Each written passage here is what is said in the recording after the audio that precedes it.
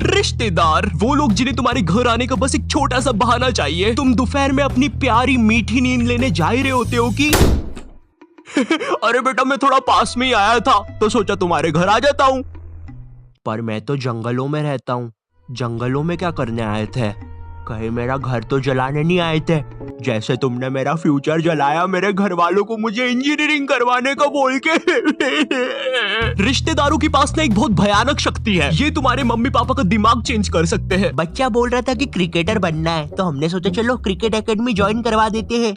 Cricket academy join करवा देते हैं। भाई साहब आपको क्या बच्चे ने बल्ला मारा है क्या सर पे? नहीं तो जरा अपना दिमाग लगाइए। ये क्रिकेट विकेट में कुछ नहीं रखा। वो अपने विकास जी की लड़की बोल रही थी सिंगर बनूंगी, कुछ हुआ नहीं तो अब नुक्कड़ नाटक में पेड़ बनती है। मैं हूँ एक जादुई पेड़।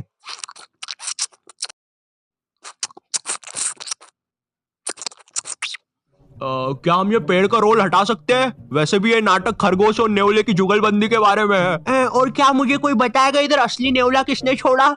अब हमारी फैमिली में एक रिश्तेदार ऐसा होता ही है जिसे ना बहुत जोर से ज्ञान देने की आदत होती है। इसे लगता है कि पूरे ब्रह्मांड का ज्ञान ना इसके पास ही है और इनका मन पसंदीदा काम होता है लोगों को एडवाइस देना। तुमने 10th पास करी, अब सब्जेक्ट कौन सा लेना है वो ये बताएंगे। तुमने कॉलेज पास करा, अब नौकरी कौन सी करनी है वो ये बताएंगे। फैमिली में कोई बीमार है, उसका इलाज ये बताएंगे। फैमिली में कोई मर गया, इलाज इनने बताया था, पकड़ो। अब करियर चुनते समय भी ना ये लोग अपनी टांग बहुत अच्छे से अड़ाएंगे। पापा मुझे गेम बनाने वाला बनना है। अरे बेटा जिंदगी एक पूरा गेम ही तो है। भाई साहब आप इसको बनाओ डॉक्टर, बहुत स्कोप है। मतलब इसकी माँ का मुंह में रजनीगंधा और कदमों में दुनिया।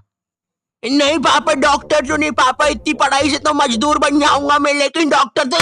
मुंह में रजनीगंधा कदमों में दुनिया, क्या बात कहे आप? बाबू नहीं भाई साहब, हाँ मुंह में रजनीगंधा कदमों में दुनिया। इस वीडियो की स्क्रिप्ट लिखने वाले को तो चप्पलों से मार देना चाहिए। तुम्हें पता है रिश्तेदारों की नजर ना अपने बच्चे से ज्यादा दूसरे के बच्चे पे होती है। कल को अगर कोई कांड भी कर दोगे ना तो एक बार को पुलिस को नहीं पता चलेगा, लेकिन इन्हें जरूर पता चलेगा। अरे ऑफिसर मेरी दादी झूठ बोल रही है, मैंने उनकी 32 से पेट नहीं खुजाई। मिस्टर आयु यू आर अंडर अरेस्ट।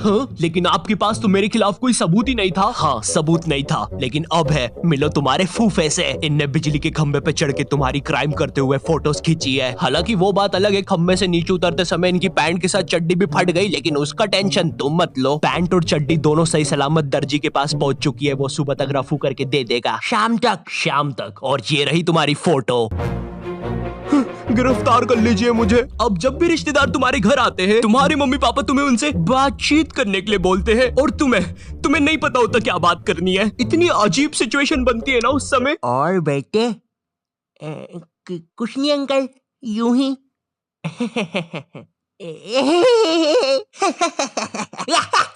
अरे पागल खाने के कैदी हंसते हैं ऐसे एक दूसरे को देख के। अब कुछ रिश्तेदार ना तुम्हारे सीधे घर आते हैं और तुम्हें तुम्हारे बचपन की अजीब सी यादें बताने लग जाते हैं। बेटे तेको याद है एक बार मैंने तेको तेरी लंगोट की बल उठा के पंखे पे लटका दिया था और तेरी माँ ने अनजाने में पंखा खोल दिया था, वो भी 5 की स्पीड पे।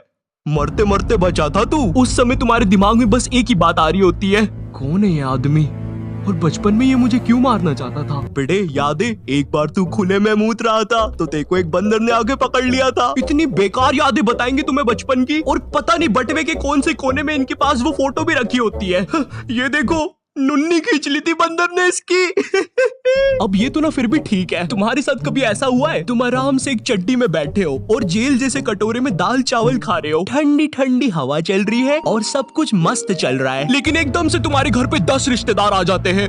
अब जरा सोचो उस चड्डी पे दाल चावल खाते हुए बच्चे पर क्या बीत रही होगी। तुम्हें वहाँ से भागने तक का मौका नहीं दिया जाएगा। भाई पूरा दिमाग सुनने पड़ जाता है इतने सारे रिश्तेदारों के सामने। ए छोटू अपने मालिक को बुलाना तो जरा। मम्मा। अच्छा ये इनका बेटा है। छी